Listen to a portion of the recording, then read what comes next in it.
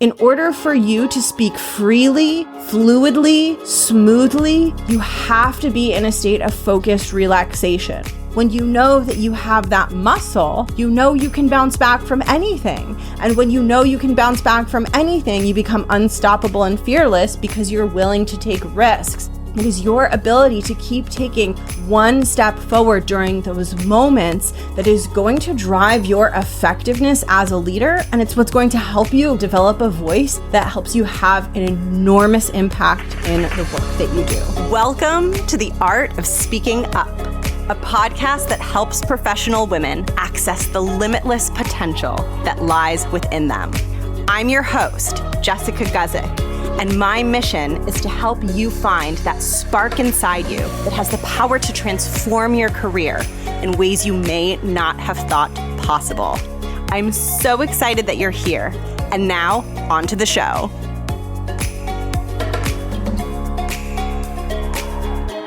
Welcome to the podcast. Thank you so much for tuning in. It is so good to have you listening. My name is Jess, and I am the host and creator of the Art of Speaking Up podcast. I am a career coach for ambitious women, and I am here to help you build confidence, find your voice, and grow into an unstoppable, super powerful leader. I love this work. I love this work because I had a corporate career and I was very successful in my corporate career. I worked at McKinsey. I became an executive in my early 30s at these major companies, but I went through a long journey of struggle, which I talk about often on this podcast and I'll continue to talk about. But I felt like the resources out there that exist out in the world to support professional women in building confidence and really elevating professionally. When I was in my corporate career, I felt like those resources were very surface level and not very helpful. And one of the reasons I started this podcast was because I wanted to offer a perspective that was deeper and more useful. And it was a perspective that I really felt like was missing for me as an ambitious woman in the corporate space who wanted to do big things with her career, but who was struggling to feel confident. And this podcast was really my way of addressing a big gap that I was feeling when I was out there in the corporate space, trying to feel more empowered, trying to feel strong, like wanting to feel awesome and unstoppable inside, and not really finding a place or a resource that helped me with that. That's why I created this show. And I fell so in love with it that I eventually made this show my full-time job. And now this is what I do. I'm a full-time coach and podcaster.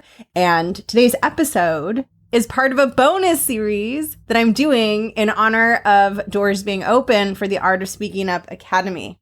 So this is part 2 of this bonus podcast series. It's called Unstoppable Voice. And in it, I'm covering some of the foundational pieces, especially mindset, like the foundational mindset pieces that you need to have in place in order to have an unstoppably powerful voice. So in part 1, I talked about perfectionism.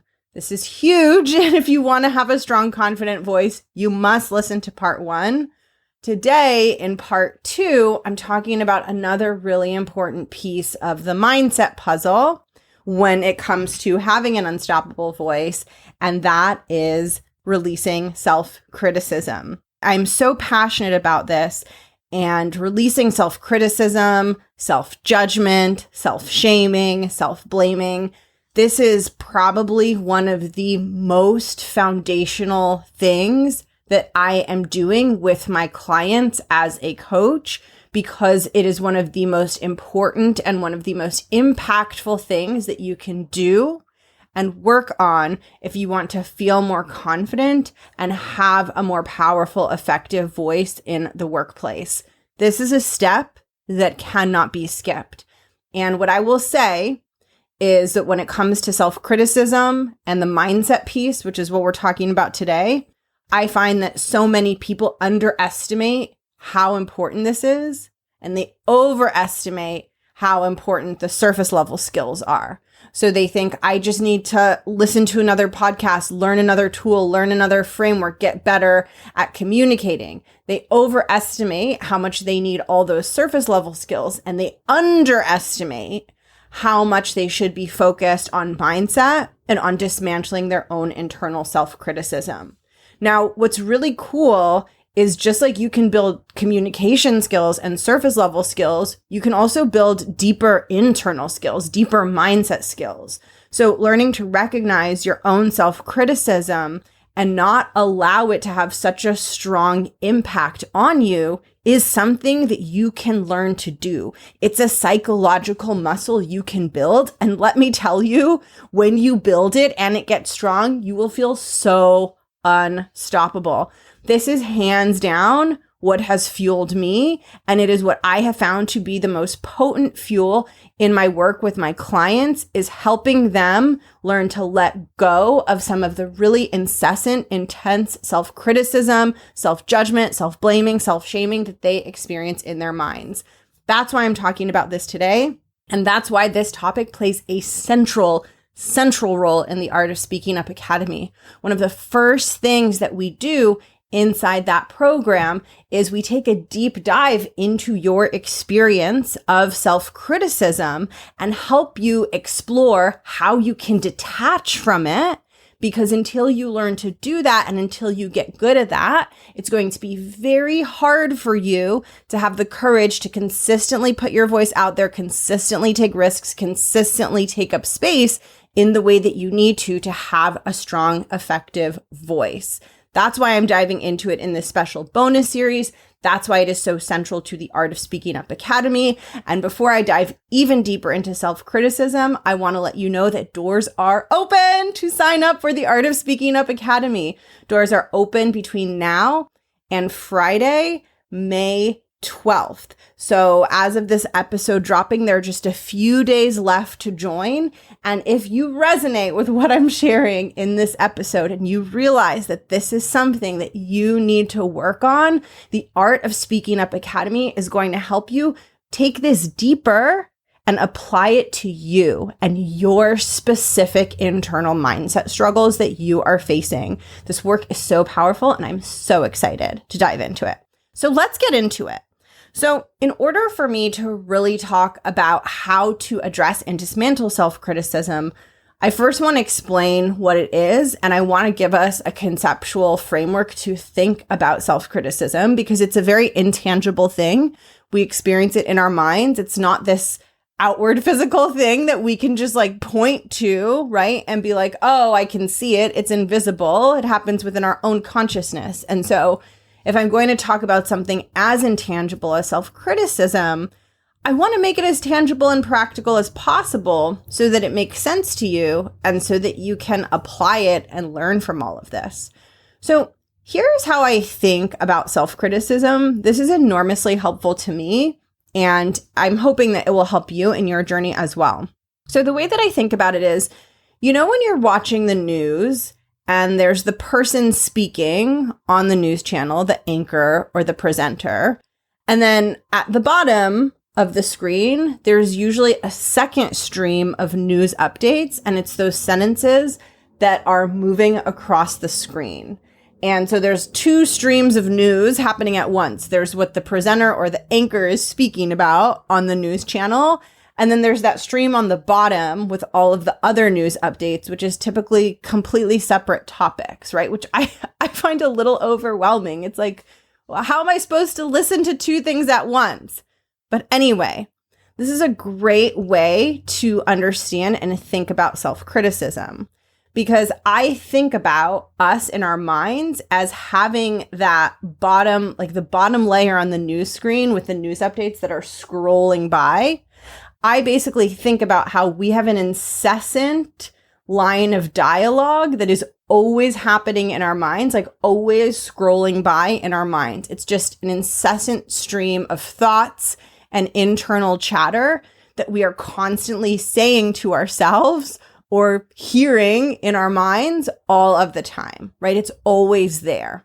And it is so much a part of our internal psychological experience that sometimes we don't even notice it's there. We're just kind of in it like a fish in water. We're just in our own thoughts. But with things like meditation and mindfulness and mindset work, which is my favorite, we can actually deliberately look at those thoughts and look at the words and thoughts and sentences that are moving across our minds. And as we do this, it really shines a light on our internal dialogue and where the baseline of our mindset is. It kind of shows our starting point of where our mindset is when we start to look at that stream of thoughts that is moving through our psyche all of the time. So I'm going to refer to that stream of thoughts as the line at the bottom of the TV screen. That visual really helps me think about it, remember it, identify it. And the reason that this is so important is because the contents of what's in that line of moving text that is moving across our mind always, the contents of it inform how we feel. And how we feel informs our behavior. So there is a chain reaction that happens where, depending on the contents of our inner thoughts and our inner monologue, we're going to feel differently and we're going to take different action. And our inner monologue becomes especially important, and this idea becomes especially important when we are trying to do something outside our comfort zone, something challenging, something vulnerable, something that we've never done before. And I want to explain this to you through an example that I think is really going to drive this point home for you, I hope in a profound way that changes the way that you think about mindset and helps you see just how important mindset is. So this is going to be a little bit of a scary visualization, but we need it. It's so important for us to learn this concept together. I want you to imagine two really tall buildings and a balance beam that connects the two buildings to each other. And I want you to imagine the challenge of having to walk across a balance beam that is suspended many hundreds of feet in the air without falling. Now, let's assume we have a harness on. So if we fall, we're not going to fall to our death, right? But still really scary to be all the way up on this balance beam, walking from one building to another and hoping you don't fall. Now, as you're having this experience of walking across this balance beam, it's as much about your physical body staying in balance as it is about what's happening in your mind. So I want you to think about, as you're walking across this balance beam, the ticker tape, like the words at the bottom of the TV screen that are running through your mind. I want you to imagine how the contents of that inner monologue might impact your experience of trying to safely cross the balance beam and get from one building to the other without falling. If the ticker tape in your mind and if that inner monologue is like, oh my gosh, oh no, don't fall, you're doing it wrong, it's horrible, it's going to be very hard for you to maintain your balance, right? So when the dialogue is very, very negative, it's not going to support you in staying calm, in staying focused, and in staying positive and optimistic that you are going to make it to the other end. What you actually need in your inner monologue in order to complete that challenge and walk from one building to the other is you need that inner monologue and those words to be saying things like, one more step, keep going, you're doing great, you've got this, you're getting closer, you're almost there, just another step. Good job, right? So I want you to imagine the different experiences you'd have walking across that balance beam. The first experience is one where the inner monologue is, you're going to fall. You're doing it wrong. Why did you do that? Why did you look that way? You're messing things up. This isn't going to work. You're never going to make it to the other side. It's so far away. I want you to contrast that with, yes, you took your first step. You've got this. Okay, take another one. Amazing. You're still going. Oh, you had a little wobble, but that's okay. You can just keep going. You're getting closer and closer, just one more step. I want you to think about the difference between those two experiences, and I want you to think about your likelihood of falling off this balance beam that is suspended up in the air. The likelihood of falling off is much higher when that inner monologue, that ticker tape at the bottom of the news screen, is unsupportive and is creating stress, like literally a physical stress response in your body. Whereas when that internal monologue is supportive and encouraging and empowering and calming, then you are far less likely to fall off. And I love this analogy because it so clearly shows how self-criticism can have a real impact on performance, and how it's not just words in our mind, but it's part of our psyche, right? It's part of our psychology, and it impacts how we feel and how we're going to be able to show up in the moment. This is why if you want to have an unstoppable voice and have like this powerful presence and be a really effective communicator, you have to become proficient in noticing that internal monologue and being able to gently shift it into something that is more supportive. And this is a mental muscle. It's a mindset muscle that you build and strengthen over time. Just like you can't build muscles at the gym by going to the gym once, this is very similar. Your ability to shift to a more supportive inner monologue is a skill that you cultivate with practice. And it takes time and it takes practice because most of us have been speaking to ourselves in a very mean way for most of our lives. Now, here's why this is such a helpful way to understand speaking and to understand why self-criticism and a self-critical monologue is so counterproductive to having a confident, effective voice. Speaking is a lot like walking across that balance beam that is suspended high in the air. It might not feel that way at first. It might feel like, but wait, like when I'm speaking, my 2 feet are tethered to the ground, right? And I'm not in any sort of like physical danger, like everything's fine. But to speak effectively and confidently and crisply, we have to have a lot of the similar things that we need to successfully cross the balance beam. The first is like we need to be able to stay present and focused on what's ahead. The more we get distracted by our own negativity, the harder it is to speak, right? And this, I'm sure this has happened to you. This happens to my clients all the time. They get so up in their heads that they can't even stay present in the meeting, right? And they get so up in their heads when they're speaking that they can't even stay present with what they're saying. And so you need to be able to stay with what's in front of you rather than getting sucked into that really negative spiral of self-criticism. The other thing that you also need is you also need to be able to be in a state of focused relaxation, right? So to cross the balance beam, you have to have this balance between being focused, but not focused in a stressed out way where you're gripping so hard, focused and relaxed, right? Like you have to be present, focused, but not super tense. The same is true for when you're speaking. You want to be present, you want to be focused, but you don't want to be super, super tense because just like crossing a balance beam requires a certain degree of looseness, agility, relaxation, so does speaking. In order for you to speak freely, fluidly, smoothly, you have to be in a state of focused relaxation, right? Unless you're like just reading from a script and you know the exact words that you're going to say, any other form of speaking, if you want to speak, you have to relax enough to let the ideas flow and to let your mind start working for you as you're speaking so that you can open that channel to express yourself. And when you are being highly mean and self-critical to yourself, it is really, really hard to be in that state of focused relaxation.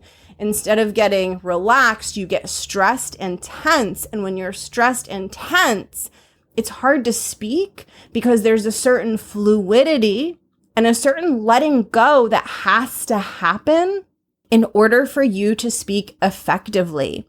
So speaking is a lot like crossing that balance beam in that you need to be present and you need to be focused, but there's also a certain degree of letting go.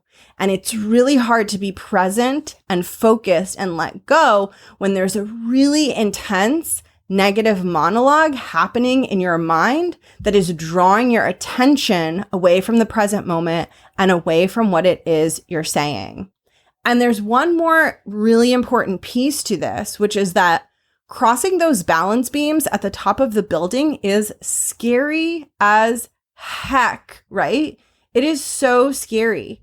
When you're scared and then you're criticizing and judging yourself because you're scared, it does not help you navigate the fear and feel courageous. It does the opposite. You feel ashamed. You feel like something's wrong with you, right? So when you're walking across that balance beam and you're saying to yourself, oh my God, I can't believe you're scared. You're messing this up. This is horrible. That's not going to help you navigate the fear. What you need is a supportive inner monologue. You need to release the self-criticism and support yourself through that scary experience by saying, hey, one step in front of the other. You've got this. I know this is scary, but wow, you're doing it, right? When you do that, it helps you be more resourced internally to face and navigate the fear. And I'm sure if you listen to this show and you're working on finding your voice, I'm sure you know that speaking up can feel very, very scary. It can feel a lot like walking across a balance beam that is suspended in the air and hoping that you don't fall. And one of the most powerful things that you can do is be kind and supporting of yourself rather than criticizing yourself during a moment that is already difficult and already scary. If you're walking across the balance beam or you're taking up space in a meeting and it's really intimidating, or you're speaking to a group of people and you feel scared, if you're having those experiences, self-criticism is only going to make it harder. So it is so important to develop this muscle of being able to recognize the self-criticism, because usually you're so in it that you don't even see it's happening. You're just experiencing it. So you start noticing it and you get better at not spiraling down into it. And eventually you get better at encouraging yourself from the inside out.